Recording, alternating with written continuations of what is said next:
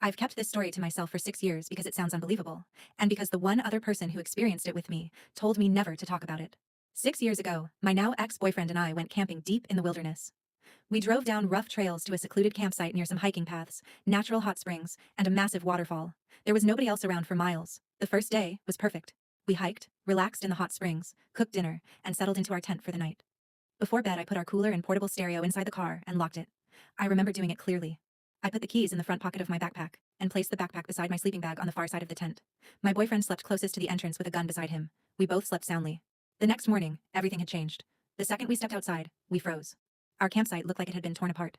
The fire pit was destroyed. The cooler had been thrown across the campsite, with food scattered everywhere. The stereo was smashed into pieces beside a tree.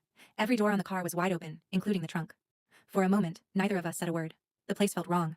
The same woods that had seemed peaceful the day before now felt completely dead. No birds, no sounds, just silence. My boyfriend insisted I must have forgotten to lock the car and that an animal had gotten into our stuff, but I knew I had locked it. I went back into the tent to grab the keys from my backpack. They were gone. A few minutes later, I found them lying on the ground next to the car. We packed everything up as fast as possible and left. The entire drive home, my boyfriend barely spoke. Then, when we were almost back, he finally said something. He told me he'd had a dream that night. In the dream, he woke up and saw something kneeling over him inside the tent.